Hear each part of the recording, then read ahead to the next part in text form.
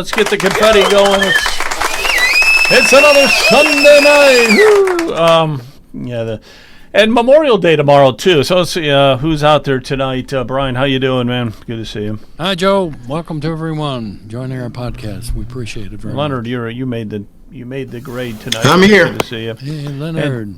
And I got to find John. John is here. There he is, the commish, all the way. Commissioner of Lake County. Good to see you. John, good to see you there. Hello. It's good to be here. All right, so it is Memorial Day, flag waving and everything. And Memorial Day is to remind us of the ultimate price that some of the people, some of the soldiers paid. The ultimate price Memorial Day that the soldiers paid is a solemn for us. reminder of the cost of the freedoms we enjoy. It's easy to take freedom for granted.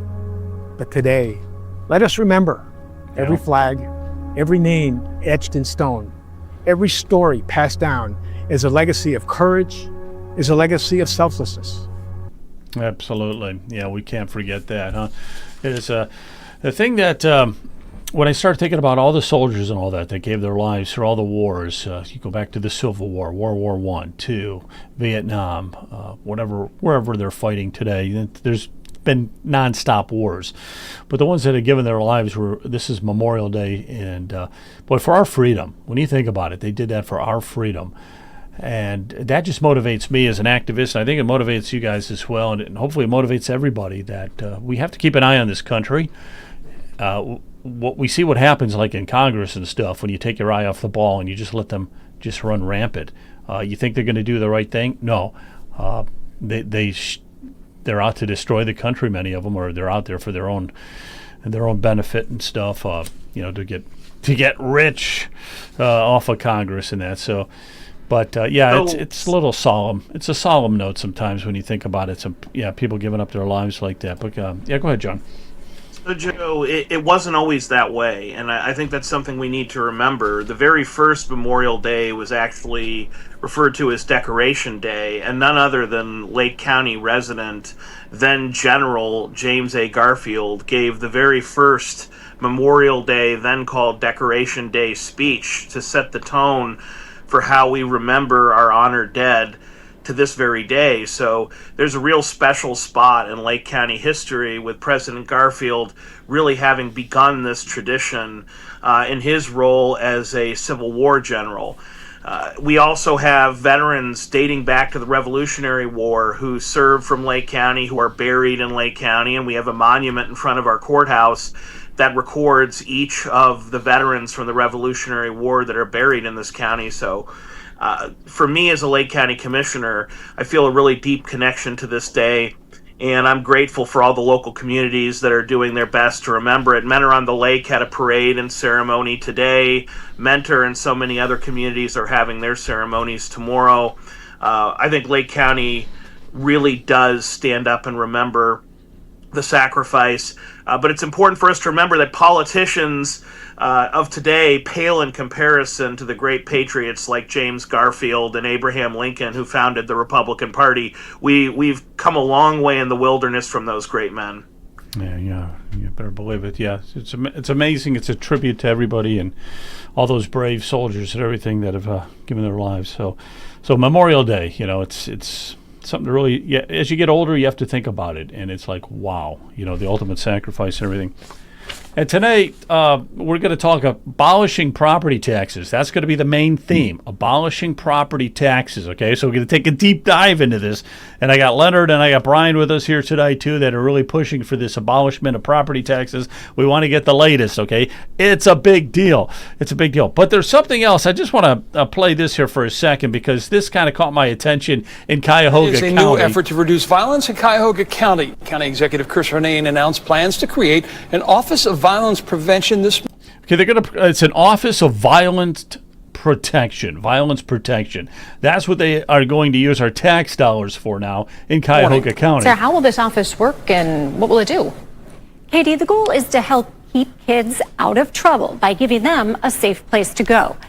I believe that. Okay, now this lady's got a kind of a sad story coming up and everything, but they want to keep kids out of trouble. They want to stop because Cuyahoga County has had just an increase in gun violence and in violence, in murders and everything, especially in Cleveland and East Cleveland, okay? But this, to me, is another slush fund. This is just a way to throw money to the politicians because it ain't going to do a thing, all right? It sounds really good. It ain't going to do anything. Now, this lady, again, I said, has a sad story. Yvonne Pointer's daughter, Gloria, was murdered over 40 years ago. Since then, she's worked to prevent violence, including leading the charge to create midnight basketball in Cleveland in 1991. Just spoke at a graduation, and even after 40 years, I'm still brokenhearted that I didn't get to attend her graduation. So this has to stop, period. Your pain has moved us to act. Yvonne was in the audience this morning as Cuyahoga County Executive Chris Ronayne announced the creation of the county's first Office of Violence Prevention. He says the office will work with community partners to provide alternative activities for kids. That includes keeping libraries and rec centers like this one in East Cleveland open for longer hours. They're going to keep the rec centers open longer hours, okay? And they're going to play basketball at midnight. I mean, give me a break, all right? There's more to this than meets the eye. Especially during the summer. He also says the office will work to find federal, corporate, and community dollars to support those programs. That's the key. Lots and lots of tax dollars coming in. They need more tax money. We'll be turning over every stone for dollars to help with programs that keep people well and safe and out of trouble. Included building relationships with business owners, building a new wellness and recreation center, and community policing. All right. So anyhow, I just want to get your take on that real quick. I mean, okay. So just to put this all in perspective, and I don't know if he said that in that clip, but there's only going to be one guy. He's hiring one administrator at a very high salary, I'm sure, who eventually is going to need more staff people, who's going to be sitting in a building in Cleveland, downtown Cleveland, a nice plush office, and he's supposed to regulate somehow what's happening in East Cleveland and other parts of Cleveland and Cuyahoga County and doing everything that he can to stop violence. Come on. Joe, did they say anything about getting the religious community involved? They have one person they're going to hire, one person at a very nice salary, like I said, and that's it. That's their whole game plan. But there was no communication at all that says, we think we need to restructure the family or rebuild the family, and we'd like to get the churches re-engaged in the community. Leonard, what do you think about that? Do you think that's maybe an option for them? Yeah, definitely, Brian. See, you can't throw money at fixing morality. It won't work because you're talking about an inner problem as opposed to an outer problem. All you see is just the inner, conveying itself in the outer, which happens to be violence. So if you don't address the issue of the family, we have to start doing things that are pro-family related as opposed to trying to figure out how to work around the family being broken to pieces. So that's our real problem. So we got to take a step back here and look at our real problem here and then have real problem solutions to help build a family. And that's where we have to start. I agree with you. I wonder why the politicians are not mentioning that, Joe. Why don't they mention that we need to rebuild the families? I don't know. It's so obvious. It is so obvious. Rather than getting a weight room going, and I'm not against weight rooms and exercise centers. That's all good. Or they can play basketball 24/7 if they want. But unless they've got that strong family structure that right, they know they've got a mother and father that. If they go, off the rails, there's a penalty to be paid at home. Exactly. I mean, yes. It's so obvious. The breakdown of the family, that's the whole problem there. And playing midnight basketball, give me a break. Give me a break. That probably might even cause more violence at midnight. Gosh only knows what's going to be going on at that court. How do you get drugs out of the community? I mean, it's a real problem. Drugs, alcohol, And throwing money at it, throwing our taxpayer money at another office, another bureaucratic level, somebody that they're going to hire who this guy is not going to do anything. He's going to take a 6-week vacation. He's going to get a nice high salary. He's going to have a staff. They're not going to do a darn thing. It's just more and more. It's another level of bureaucracy. And we're supposed to be doging Ohio. That's the key here. We have to start thinking in ways of cutting taxes, okay? That's what we have to do. Not more entitlements, not more of these agencies that are flourishing. It's not going to stop any violence. The murders are going to continue to rise in Cleveland and East Cleveland. It's not going to stop because one guy was hired at some office is telling kids how do they build respect for the... Go to the library for a couple hours afterwards, and that's going to stop all the crime. Start building respect for the for law enforcement again. Instead of trying to tear down the law enforcement, let's put the law enforcement on the pedestal where they should be, and. But we have to start rebuilding the family, and that is something that nobody ever talks about. Got to rebuild the family. That is it. That is the key to all of this, guys. Absolute key. Go ahead, John. So Joe, a couple weeks ago when I was going to my church, St. Vitus, which is actually in Cleveland, I was kind of surprised to find out that NOACA was hosting with the city of Cleveland this kind of public relations event where they were going to have a town hall on a number of different traffic changes, including shrinking Superior Avenue in Cleveland. They called it a road diet. And I pushed back saying that was nonsensical woke ideology to say that lessening our transportation is somehow putting our roads on a diet. But nonetheless, they went on and on about how they were going to improve safety by tweaking the size of this road and putting a bike lane here and a bike lane there. And I said, listen, we all know that the only way you're going to increase safety in the short term is if you hire more police officers. And Cleveland is doing the opposite. No one wants to work in Cleveland. They can't even hire people anymore. No one's going to the police academy. So they're actually forced to put less and less police officers on the street. And you're seeing safety decline. That's the short-term way that you increase or you decrease safety. It depends on how many police you have on the street. But Leonard's absolutely right. In the long term, it comes down to having good neighbors with good morals and good character. I jokingly thought, as Chris Ronayne was saying, we're going to send the kids somewhere safe, he meant let's send them to Lake County where they'll be safe because we know they take care of people out there. But the problem is, you can send someone with drug problems or violence issues to Lake County, to Alaska, to Australia. They're still going to have those issues no matter where you send them, whether they have a free basketball court or not. That person has problems that need to be resolved. And those problems are fundamentally, as Leonard says, internal problems of morality and character. And it takes a lifetime to build character. It takes a lifetime to fix it. There is no government agency, there is no way of spending money in a day or a month or a year that's going to change this long-term problem. We have to get off our high horse. We have to admit liberalism completely failed. And we have to say it's time to go back to basics and tradition. And yeah, you should be court ordering every one of these kids to go to church. I don't even care which one. Just force them to go somewhere. They'll learn from it. Yeah.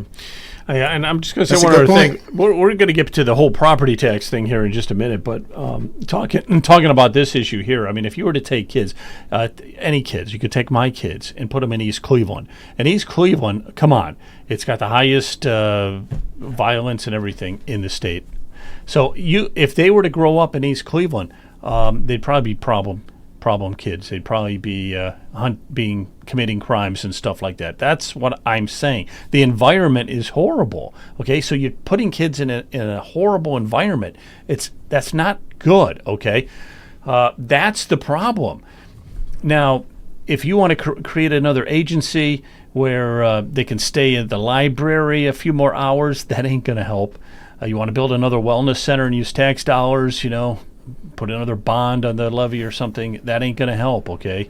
I mean, it's the environment and that breakdown of the family, man. That is the key. Yeah, Joe, also, I've attended, quite a few narcotics meetings and also with the sheriff, and I understand Lake County, I can't remember the percentages, maybe Commissioner Pletchik remembers, but many of our costs in Lake County is attributed to people from Cuyahoga County coming in and creating trouble in Lake County. So we've got a large percentage of our jail population that's coming in from Cuyahoga County. That's interesting. It's about 40 Joe, let some me- percent. It's How about much, John? 40 I'm some sorry? percent, Brian. When you include everyone outside of Lake, I think it's something like 49% are from out of the county, and about 40 some percent, a strong majority of that, are Cuyahoga County residents who cross the border and commit crimes, mostly on the west side of Lake County. So yeah, there's a very substantial tax that Lake County residents ultimately pay as a result of Cuyahoga County residents coming over and committing crimes, because state law provides that the county who charges the individual with the crime is responsible for paying for their incarceration, not the county where they're from. And I frankly think that's unfair. It basically pushes out costs from counties like Cuyahoga, where there's a lot more crime, on the outlying counties like Lake or Geauga, where there's a lot less, because if they cross the border, steal a car, get involved in an altercation, rob a bank, burgle a house, sell drugs, and we charge them, we have to pay for them. And I personally don't think that's fair. I think that's something that needs to be reformed, because it allows Cuyahoga County to ignore the true cost of the crime they're exporting. And when they fire police or they don't bring enough police onto their force, I don't think they fully appreciate the damage that's being done, because it's not just crime in Cuyahoga County, it's crime that's being exported to other counties as well. Yeah, the other thing that I remember, Joe, was going to the correction board meeting. The number of females that are now incarcerated is substantial, compared to 10, 20, 30 years ago. So that's another factor, is it's not just male dominated. It's there's a lot of females that are now, whether they're drugs or any other problems. But I think John would probably agree with that. By the way, I just want to add something. I want to add something here, because when people ask me what do I mean about rehabilitation or reforming the family, let me give you a good example. I grew up in the inner city, and we had some bad characters. I was one of them. All right. Now, when we got in trouble, we were going around just creating mischief, burglarizing, doing all kind of damage. So when we got caught, they didn't send us to juvenile. You know what they did? They put us on construction sites, and we had to work. Now, here's what happened. We had to pay that money back to the state for the damage that we created. But at the same time, what I didn't realize was, as I was learning on the construction site, I was picking up skills. During the time I learned on the construction site, I actually went out and said, hey, wait a minute, I can start my own business. So I went out and started promoting myself to say, hey, guess what? I know how to paint. I know how to do this. And people started hiring me. And before you know it, I'm using that to continue building my other skills and earning money to get my way to college. So I'm saying this is the reality of how you should work with people to build them up, instead of just throwing them and incarcerating them and just say, we're going to, put you in jail, or, try to find ways to punish you. We're going to actually try to find ways to help you integrate yourself into society. And this is what I mean by actively changing and reforming the family, because once you impact my character, then I'm going to go and tell someone else, look, you don't have to do this. I can help you. You see how then it fuels itself without government involvement. That's great advice. It absolutely is. And frankly, you're seeing the criminal justice system trying to catch up to what Leonard is preaching. They're trying to find ways to reintegrate inmates into society when they leave the jail. It's a shame that we didn't have that focus earlier on, but to Brian's earlier point about women being incarcerated, he's absolutely right that if you were to go back 30, 40 years, back when the current jail was first opened, there were next to no women in the Lake County Jail, next to none. And that's true statewide, nationwide. But today, maybe about a fourth, a third, you're seeing a pretty substantial percentage. And people don't realize that actually really raises the cost of incarceration dramatically, because In some cases, you can double bunk. You can put two people in one cell, but you can't put a man with a woman, and you can't put a kid with an adult, and you can't put an MS-13 gang member with a rival gang. We're facing a situation where double bunking is nigh on impossible, and you often have to isolate certain people for their own protection. And all of that means it takes a lot more space to house a lot fewer inmates in a safe way, which, guess what? More cost for the taxpayer to pick up. And there's no easy answer to that question. It's just a problem we're dealing with as you're seeing more women commit crimes today than in yesteryear. Well, that is interesting. Yeah, Joe, we should give a shout out to Leonard and I were involved with Roger Sustar's Alliance working together, and we brought Bishop Maribel and Lori Robinson, to AWT, where they have a community in Painesville that AWT, is willing to give them, skill sets that to, perhaps, provide them with a livelihood in the manufacturing sector. So if we could get, more Roger Sustars, in Lake County and surrounding counties, that may be another alternative to just providing, safe spaces. I'm not against safe spaces. It just says that I like Leonard's idea. Let's provide some skill sets so that they can perhaps provide a livelihood for themselves and gets them out of this, drug addicted society that we have. But Brian, here's the fundamental problem. When people compare a hard day's work, manufacturing military grade aircraft components and Mentor, to the perceived glamorous lifestyle of making millions of dollars as a mobster or a drug dealer, they're going to go, why would I be a sucker and work for an hourly wage when I can make millions of dollars? We've glamorized this criminal lifestyle from TV, to, frankly, the local communities. And we say, you're a sucker if you work for the man. You're a sucker if you work for the big corporation. You're never going to make it big. You're never going to be rich. And you know what? I got to be honest on that point. The truth is, most people, myself included, are never going to be rich. It doesn't matter how hard you work. The problem is you're not going to get rich being a drug dealer either. And if you do get rich as a drug dealer, your odds of being killed or going to jail go up exponentially. So I think you're probably better off as a poor drug dealer than a rich drug dealer, because if you're too successful, you're pretty much writing your own death warrant. But we've glamorized crime. We've glamorized refusing to participate in society or take responsibility.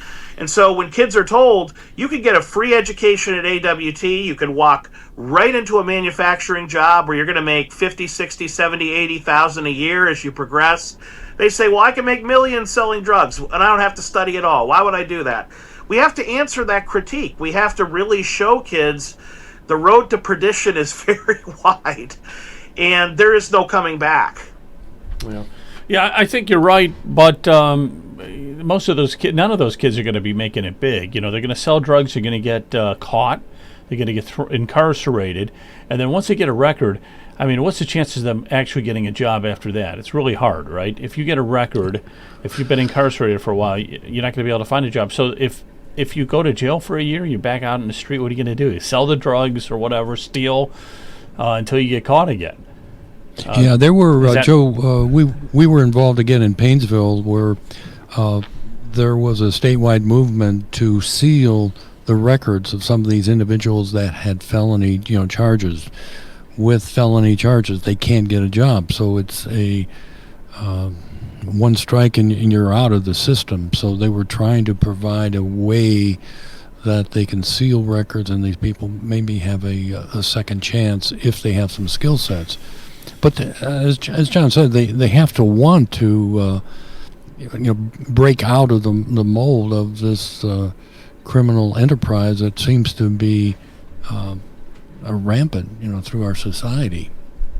I got you. People are taking the easy path, Joe. You're seeing this over and over again. People are taking the easy path. And it's part of the reason why you see so many kids live at home with their parents. Just as crime might be the easiest path for a troubled youth in East Cleveland, staying in your parents' basement may be the easiest path for a troubled rich kid in Martha's Vineyard. they're different problems, but they have a similar strain, which is a laziness and unwillingness to invest in the future, to take a little bit of hard work and pain today for much better life in the future.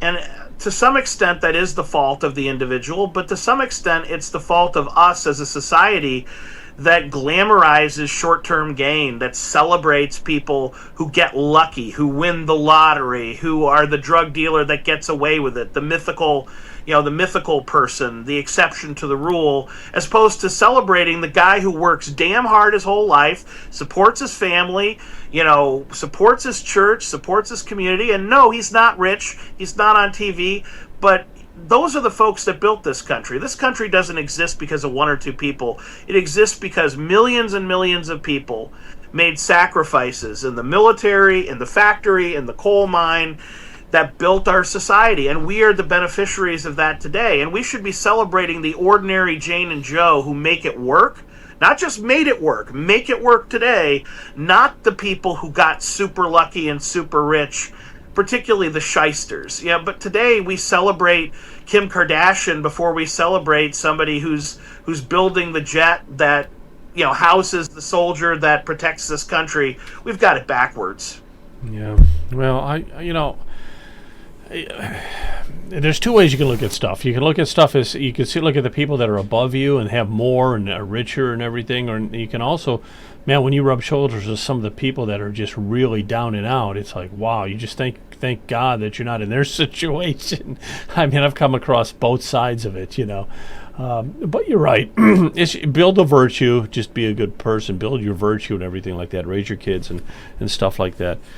Yeah, well, Joe, just this past week, I happened to meet with a gentleman out in Ashtabula County. He's living off the grid. But the reason that he contacted me was he said, I've been here 40-some years, and I can no longer pay my property taxes. My taxes, I'm living on less than $20,000 a year, and he's an artist, an incredible artist, but that's up and down as far as income coming in. Then the politicians create these insane property taxes that he can't afford anymore. So it's impacting. Let me play a cut here. See if we recognize this guy. Only now that the taxes have gotten so high that folks literally can't afford them are they waking up and calling for help.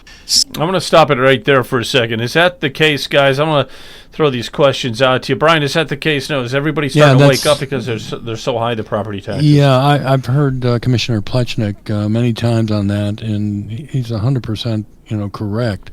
We're on the wrong path, and we say that any tax causing a citizen to become homeless is immoral, and that's, again, we're trying to live by the biblical commandment of love thy neighbor. It's a commandment, and we're not happy when we see these property taxes pricing 80-year-old widows and people that have been living in the home for 40+ years. They raised their family, and they can no longer afford the taxes, and it really is a shame.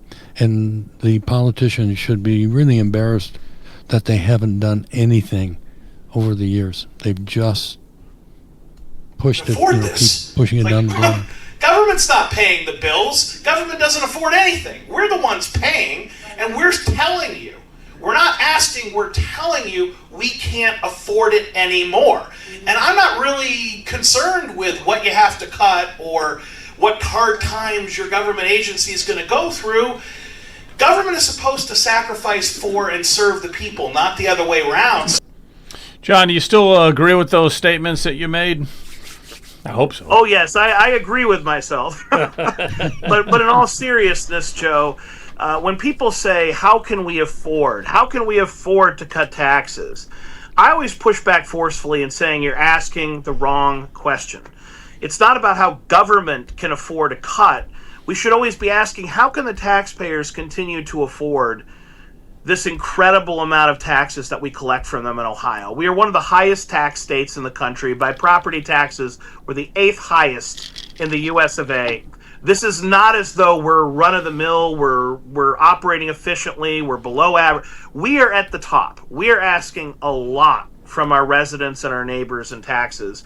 So number one, the question is wrong. You shouldn't be starting with how can government afford a cut. You should ask how can residents and neighbors afford to pay the tax. That's number one. Number two, in terms of how we should make up the difference in a government budget, our default should always be cutting waste because there is so much fat to cut. And we know that the vast majority of property taxes, 60% plus, goes to public schools. We know that public schools in Ohio are drastically overfunded. It's not that teachers are overpaid. It's not that students are riding on gold buses and diamond paved streets. The reason why we're wasting so much money in public schools, everyone knows it, is number one, we have way too many, way overpaid administrators, and number two, we've gone bonkers on the buildings. You do not need to put students in a college level, a university level building for them to learn. It does not contribute meaningfully to their overall experience or performance. We've just gone bonkers on those two ends. Too many administrators, too many overpriced buildings. It is pricing the public schools out of the market. We've got to cut that back. You got to sell the schools, you got to fire the administrators, and you got to go back to the fundamentals. Teachers, discipline, and students. It shouldn't be teachers, administrators, and students. It should be teachers, discipline, and students. With those three things, you'll have much better schools. Now, there are those like Leonard who would say, there shouldn't be public schools in the first place. I have no obligation to pay for another person's child to go to school. I think I'm being rather generous in saying, let's run public schools more efficiently, and let's look at other states for how they've saved money. When people say, well, give me one reform that could save money today, save millions of dollars, I can immediately spit back because we have so much fat to cut.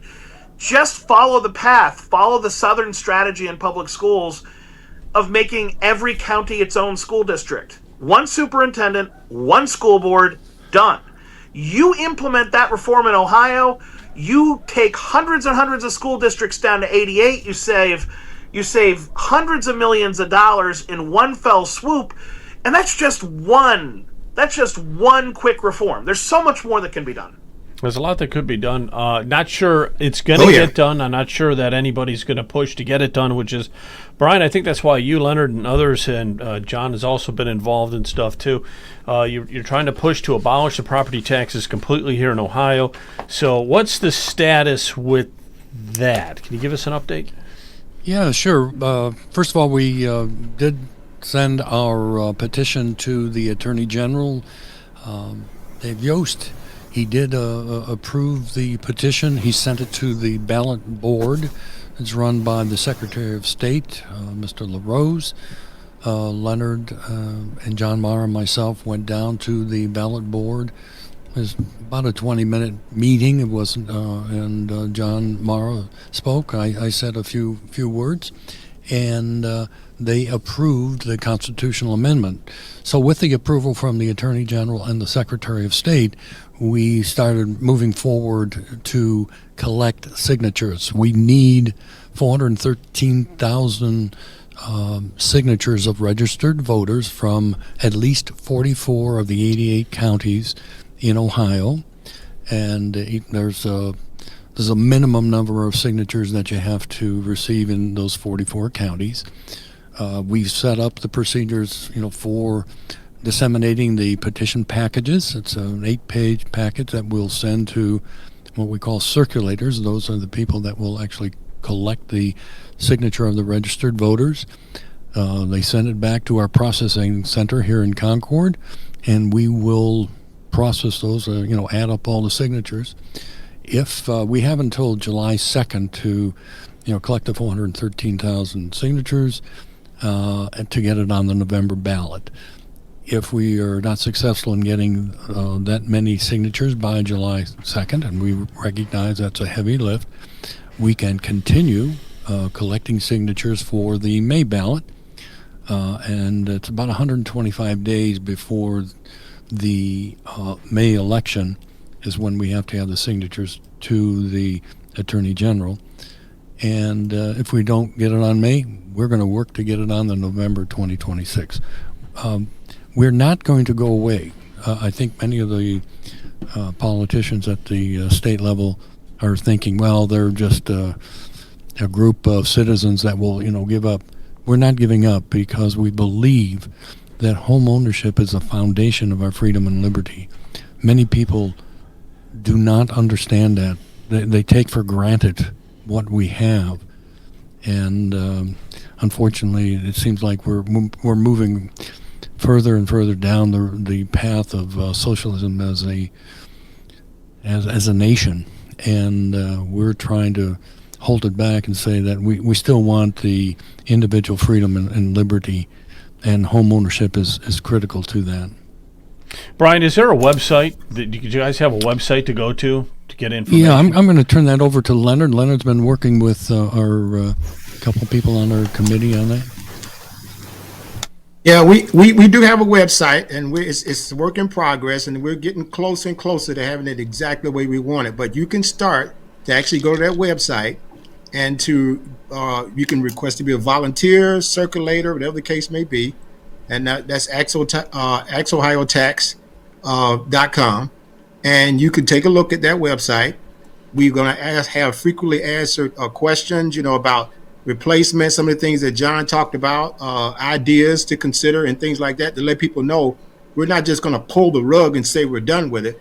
We do have things they can consider, but if you don't force them to consider that, then guess what? You're going to have the same thing rolling over and over and over again. So it's going to be a work in progress. And as Brian stated, we're not going away because I'm in this for life. And I'm convinced that even if something were to happen to me, that God will provide someone to pick the ball up and run with it, because now there's too much momentum out there, and it's not going to die. I can promise you that. And one thing I wanted to make clear with Mr. Plesnick, just so you understand my position on the education, I have a problem with what you call public education. What I have a problem with is government control education, because what happens when the government is in control, what happens typically is that now you try to create commonality, or what they call like common schools. And we all are created differently, so the marketplace is going to be different.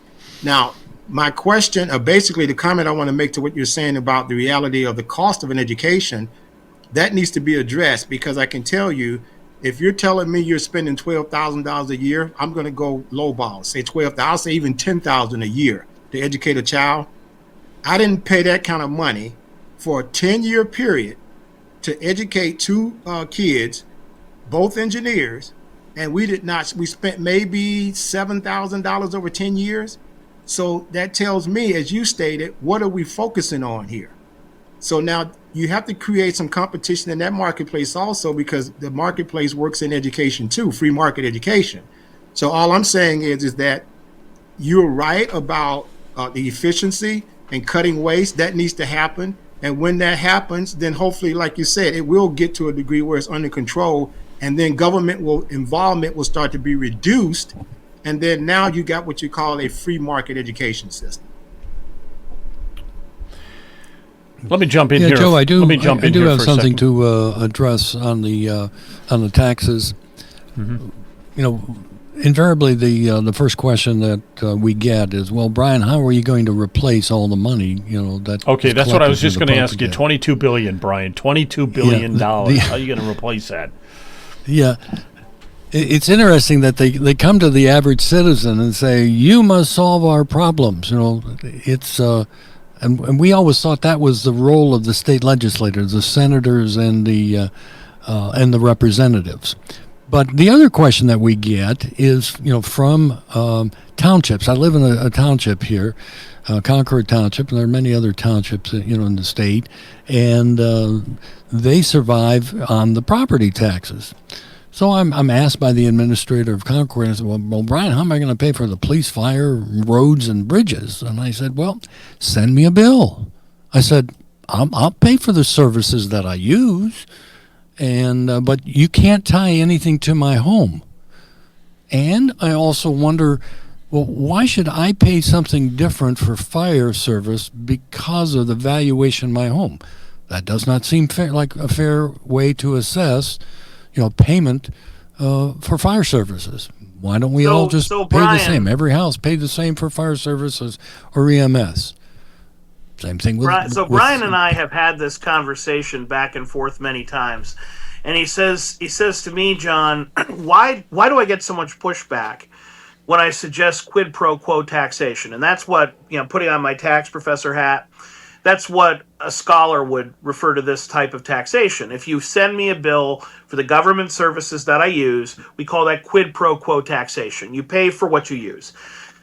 And the reason why local governments, frankly, are so afraid of quid pro quo taxation is they don't want to show you the true cost of the services. They don't want to tell you that your share of fire service was $3,000 this year, police service was $5,000, administrative overhead was another $4,000. They don't want to show you those numbers because then you're going to come back and go, how could it be that much? Isn't there a more efficient way to do this? Couldn't we save money? Because it can't cost that much. I didn't even call 911 one time. So why would my share of the services be that high?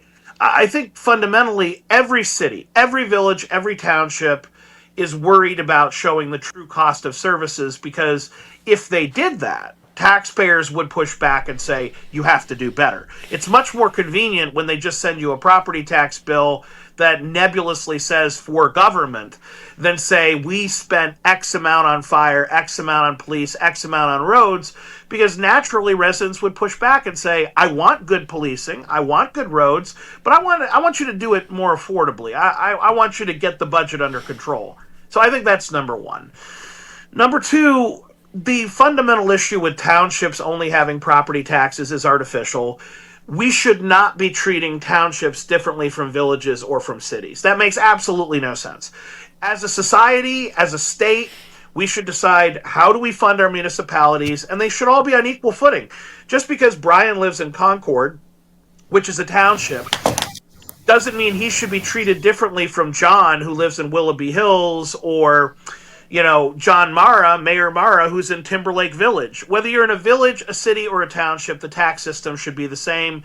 And frankly, the state has been planning to fix this for decades and decades. They never have. Put this in the column of things we all know is a problem, and our state reps and senators just have failed to address it. I got you. Good comment. Yeah, good comment. Okay, yeah, so nice let's job, talk. John. Yeah, let's talk about this for a minute. If I'm going to look at this from the perspective of a citizen, okay? So the person, they're going to say, how are we going to come up with the $22 billion? Now, I know it's really not our job to come up with the $22 billion. It's our job to abolish the property taxes and then let the state legislators figure out a way to do it. But I think it's helpful in order to get this passed and to get the signatures to have a little bit of an idea or a little dialogue about some of the ways that the $22 billion could be collected, okay? So if we're not tying it to the property, there's a couple other areas. I guess sales tax. We would have to increase sales tax. Boo! I want to know what you guys think about that. We don't need to increase taxes. We need to cut spending. Okay, yes, that was going to be my second. That was going to be my second agenda. Spending. We can cut some spending, and I wanted to particularly talk about Medicaid because that is a huge waste, fraud, and abuse item. But let's just talk about, for the moment, ways that we could generate more revenue other than property taxes. Does anybody have any ideas on that? Yeah, Joe, we did an analysis of if we were to replace the local property taxes for schools, and we funded the schools instead of the local property tax through a consumption or sales tax, it would be in the range of an additional 4.5% to 5%. That was our number. But trying to get that confirmed from the state, not only don't they give you any legal advice, they really don't give you any advice on anything. So they want to keep the average citizen, really pretty dumb on the numbers. So it would have been nice if we'd had our state representatives work with us and try to give us those statistics. We are going to reach out on January 2nd. We are going to meet with Lake County Auditor Chris Galloway and State Representative David Thomas. And if Commissioner Pletchett can join us, he will be there also. And we're going to talk about this situation and what what do they think from their perspective could be done instead of just property taxes. And Joe, we've talked about trying to live stream that for the people through Ohio Political News, and we hope we can do that. That should be a very interesting meeting. Yeah, so shine the way, light, folks, shine the light, shine the transparency. I want us to step back for just a moment and try to think like Ronald Reagan. The Tax Reform Act of 1986 resulted in the greatest economic boom in modern history. And the Tax Cuts and Jobs Act of 2017 propelled our economy under Donald Trump's first term in office. We keep forgetting that if we cut taxes, we bring people in, we bring businesses in, and we push revenue up. We keep forgetting that. I mean, look at where all the growth is in the United States today. It's in states like Tennessee, Texas, Florida, states with much, much, much lower taxes. They're booming. Their schools are bursting with students. They have more tuition to pay for more expenses than they know what to do with. They have more tax revenue than they know how to spend it. They're talking about setting up sovereign wealth funds in some of these states because they don't even know what to do with all the money because there's so many people coming in. If Ohio were to take the lead and say, we're going to be the Florida, the Texas of the Midwest, we're going to be the lowest tax jurisdiction. You actually own your property here. The income tax is low. The sales tax is low. Government runs on a shoestring because guess what? The money is yours. You invest it. You spend it. You're going to start to see everyone in the Midwest gravitating towards Ohio. You're going to start to see a true boom in our economy, and we have the foundations for some major industry here. We have great manufacturing. We have great relationships with the defense industry. We've got the start of a mini Silicon Valley right outside of Columbus. I mean, if we were to cut taxes at this critical juncture, the money would roll in. So we need to stop thinking like Democrats who view this as a zero-sum game and we need to be dividing up the pie. We need to be thinking about growing the pie. And if that means a little short-term pain and our state legislatures have to make some difficult near-term choices so that Ohio can become the economic engine of the heart of America, I say so be it. Okay, let me get this straight because I hadn't thought of that. I hadn't thought of that, but that makes a lot of sense. If you're going to get rid of the property taxes, people are going to have more money. And if they have more money, they're going to spend it. And when they spend it, that's going to be higher sales tax revenue coming in than what's coming in now. So it's just automatically going to go up. That we'd have to do some kind of research to find out, how much higher that would go, because we are talking $22 billion. But I see your point. That's something I hadn't considered. You're right. It's not just we have to come up with $22 billion more in some kind of revenue. It's that we're going to be generating a lot more revenue. And I like the way you're thinking and everything. Yeah, it would drive people to Ohio. Yep. Tourism. We got to get some tourism Joe, going in Ohio as well. I brought that. Commissioner Pletchik would probably agree that he's heard me say that at commissioner meetings in Lake County that we cannot continue to suck the lifeblood out of the community. The money's got to be back in the hands of the taxpayers so that they can keep the economy going. And I've said this many times, the public sector is outgrowing the private sector's ability to pay for the services. So it is a real challenge. You cannot have these taxing authorities accumulate, massive amounts of money just so that they feel comfortable that they got their bases covered, but they're draining the citizens dry. Yeah. So if you got rid of the property taxes, I mean, people would love to come to Ohio. We would have to it's interesting. Roll the red carpet out for them. Auditor Galloway. I talked to Auditor Galloway about this, and I said it's interesting. And we keep talking about the Republicans, controlling Ohio. I said Ohio's not in the top 10 of anything other than taxation. He said, well, yes, there is a statement that they use. Ohio is number 1 in aviation and 47th in everything else. So it's not Republicans saying we've got the Republicans. What have they done for the people in Ohio? Yeah. Mm-hmm. Yeah. No, I hear you. Yeah, you're right, Brian. I hear you. Point. Okay. Now there is a Senate. a Senate Resolution 5. We talked to Jennifer Gross about it when she was on last week, and I'll play this for a But second. we have to go back to the federal government because they give us so much money, and we have to say, please, pretty please.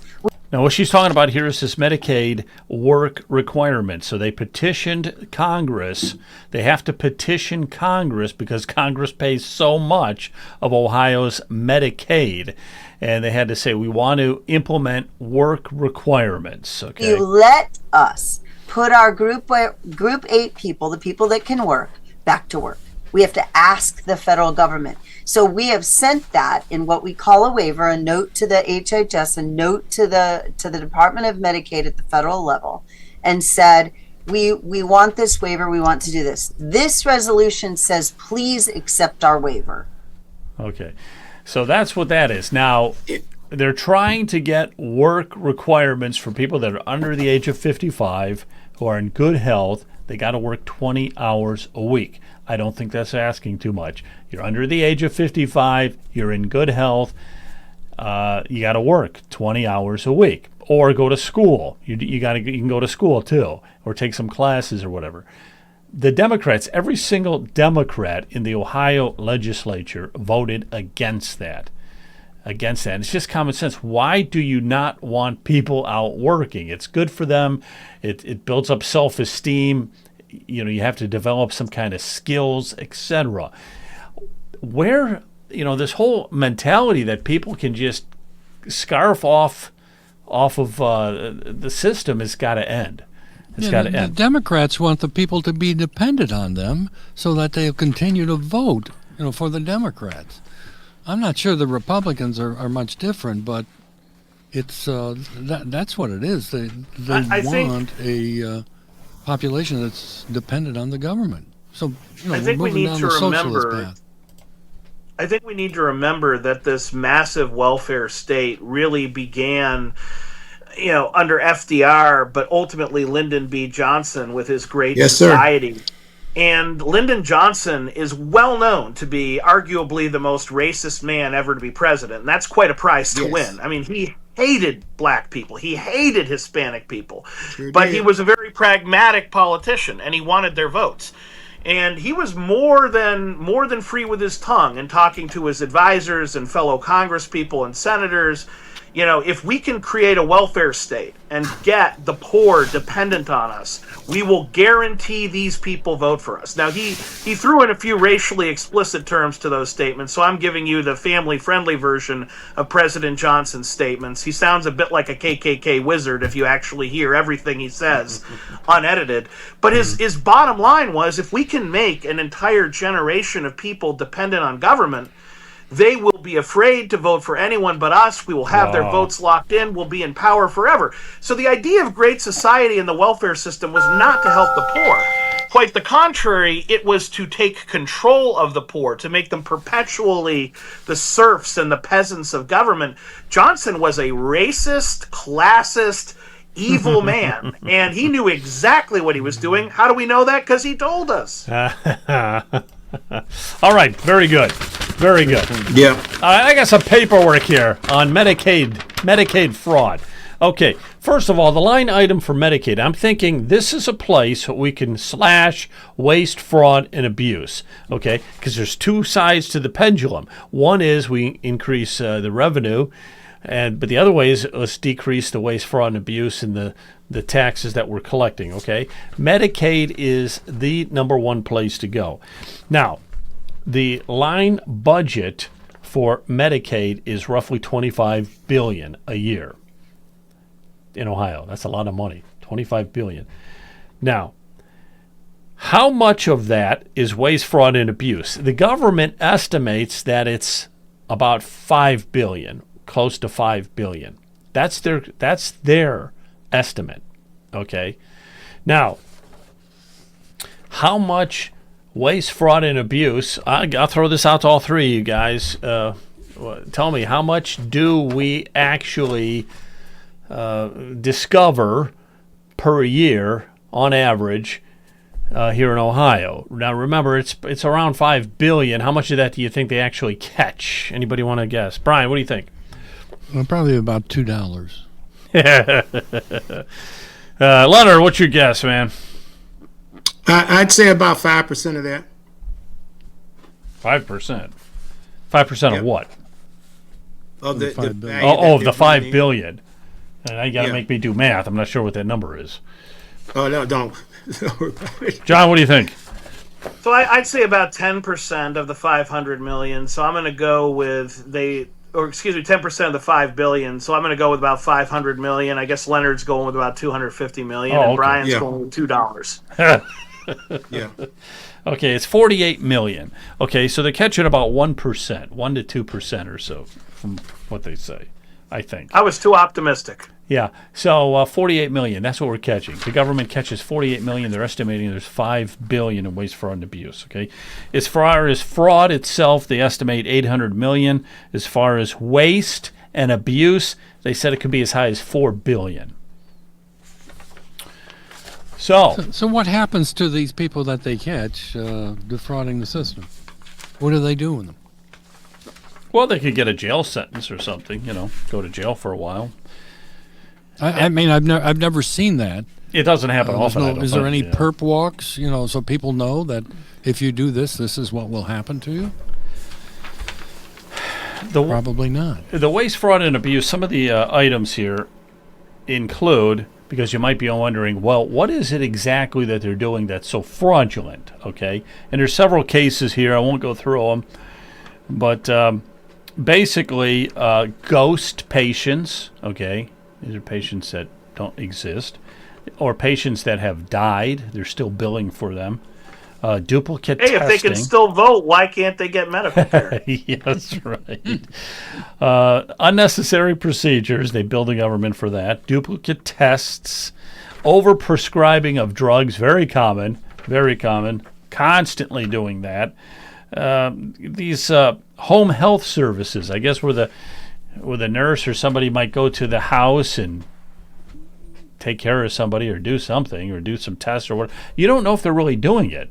So all of these, the people that are getting busted is, let me give you an example of some of this stuff here. Now, the organization, the Ohio organization doing this, by the way, is called the Medicaid Fraud Control Unit. It's run by the Attorney General's office, and they catch, like I said, 48 million per year, roughly, which is only 1 to 2%. Now, just think if we up that. If it's estimated at 5 billion, it's probably higher. And just think if we got anywhere near that, with better technology, introducing AI technology and stuff, and really catching it. Okay. Here, let's just see. Let's see. This one lady, she inflated hours for health aid services. She billed some services as RN nurses when they were LPNs. She charged for services of dead patients. And see, here's another one here. This guy who got busted, he was billing sometimes up to 20 hours a day for the patient's counseling. So he was putting down that, for Thursday, he counseled a patient for 20 hours. This is so stupid. You would think you'd get caught if you do stuff like this. It's all they do is they have some kind of an algorithm that flags anomalies in some kind of a pattern, and I don't think it's very efficient. Obviously, it's not very efficient. So if they could come up with a better way of doing that, spending a little bit of money and using the new AI technology and stuff, I think that they could collect, billions. All right. Well, I wonder if we could hire the, Elon Musk's Doge employees. We don't have to hire them, permanent. Just get them over here for a day. Yeah. Yeah, 3 months. We'll pay for 3 months and go through our system. And I'll bet you there's many other departments, in the state that they could go through. I was reading an article. I don't know if you guys more. saw this article or not, but Mike Davila had put out something. He's a state rep out of Strongsville. I could have swore he put something out saying that he thinks that there's about $6 billion in waste, fraud, and abuse. And I got to look at the. I don't know if you guys heard anything about that or not, but No, I have not. But I want to try to get him on the podcast. So talk to him about that. Anyhow, that's one area that we could be slicing and dicing and stuff. And then if you do get rid of property taxes, the sales, man, people are going to be buying stuff like crazy. Some people pay really high property taxes. Could you imagine having that money, what you would buy, and then the government would have more sales tax revenue, and then they would have to figure out a way. Imagine for a moment how many businesses would want to move operations to Ohio, where they know that they own their property outright. They're not paying property taxes. Now they're hiring more people. There's more income tax revenue. Those people are spending their money. There's even more sales tax revenue. It just builds on itself. And there's no way to predict how high you go, because this is a multivariate analysis. It's not just one change resulting in population and business trends, but we know the trend will be up. And the reality is, the states that have done something like this, no other state as of today has abolished property taxes, but states that have dramatically cut their taxes, kept their taxes low, we are seeing exponential growth. And states that have raised their taxes, like Ohio, like New York, like California, are seeing their populations and their revenues plummet. So we know we're on the wrong path right now. This is a step in the right direction. And personally, I wish the state legislature would step in and reform property taxes now.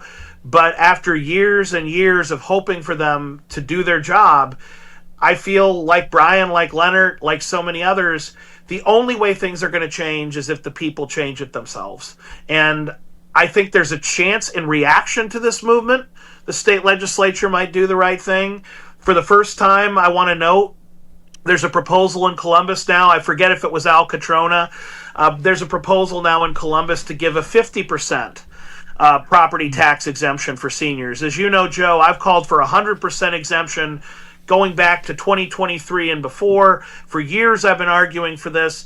50% is obviously not 100%, but we're starting to see the state legislature take our ideas and throw them around and propose bills and start to care. So I think we are moving. I think we are moving the public sentiment, and our friends in Columbus are beginning to notice. I don't think they've fully woken up yet, but I think they're beginning to notice. I just wish that we could really approach this as conservative Republicans and understand that cutting taxes is a bonus for Ohio. It's not a crisis. It's not a problem. Cutting taxes is something we celebrate. Absolutely, Good point, John. absolutely. Good point. I got to get some of this confetti flying here. Excellent. Fine. You got any final thoughts on all this? So, this will be an ongoing discussion continuously and everything. Thank you for all your efforts and everything. You, Brian, John, and so many others. But so what's the plans going forward here? I have to personally thank Commissioner Plechnik for stepping up and helping this movement. And it is a movement. It is a grassroots initiative. When we were down at the ballot board, they were asking us, well, what's your, who's paying for all the circulators? And they thought we had, millions and millions of dollars and, the George Soros type, money to make this happen. No, this is a grassroots. We want the legislators to know that the people are going to be heard. Whether it's November of this year or November of next year, we're going to get this on the ballot. So if you're concerned now, you've got a right to be concerned, and we want you to start thinking about the taxpayers, about all of the, not just the seniors, but everyone that's paying taxes in the state of Ohio. We want you to keep your hands off of our homes. They belong to us. We do not want to be a renter from the government. That's not what we signed up for in the state of Ohio. Yeah, amen to that. Leonard, anything else? Yeah, there's one thing I wanted to say to kind of piggyback off John. One of the things that's interesting, I've been working along with other states, specifically spending a lot of time with Michigan. And one of the things she encouraged me to do was that she said, Leonard, when you're selling your information to others, she said, make sure you focus on what you gain. Because she said Michigan has been devastated by increasing taxes. She said, if you take examples of what has happened to the state and look at what you gain from taking away the property tax, she mentioned the same thing that John did. She said, Leonard, you will witness an economic boom like we've never seen before because we'll be the first state to pull it off. And when they hear that, businesses, families are stable, people want to come here. She said it'll take off. And like John said, we couldn't even measure it. But the other thing that I wanted to end with is that I know we said we were expecting the legislators to do something. We got to remember that group of legislators came from us. All right. So they are a reflection of who we are as a society. And I can tell you this, they don't even remotely think how we're thinking, because when you're accustomed to receiving $5 every day and we give it to you for no reason, as soon as I take that $5 away, I'm going to say, hey, where's my $5? Not that you earned it, but we gave it to you. And that's what we've grown to expect. So they're going to have to go to a significant mind shift. And it's not just Republican or Democrat. This is a significant shift for this society. It's a huge shift. And with that being said, I always ask the fundamental question to every legislator when I can never get a straight answer. And that is, what is the role of government? And that ends the discussion. Very good. John, you want to wrap it up tonight? Go ahead. I'll wrap it up by answering Leonard's question. The role of government should be small, should be narrow. It should be doing the things that only government, only we as a society together can do. Strong military, secure borders, and structures and infrastructures that no individual could afford, like roads, bridges, etc. There you go. That's the core function of government. And anything beyond that is a cherry on top, and anything beyond the cherry, government starts to grow out of control.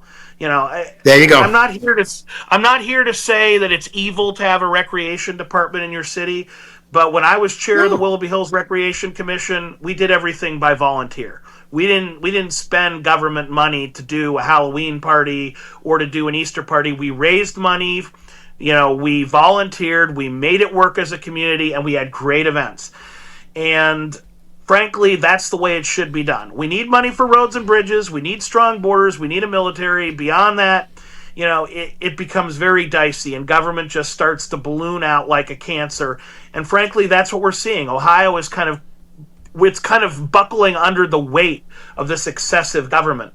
And if we can alleviate that weight, if we can become really the Florida, the Texas of the Midwest, Ohio will have so much wealth, will have so much power. We're not going to be talking about budget deficits or how do we afford this or that. We'll have more money than we know what to do with.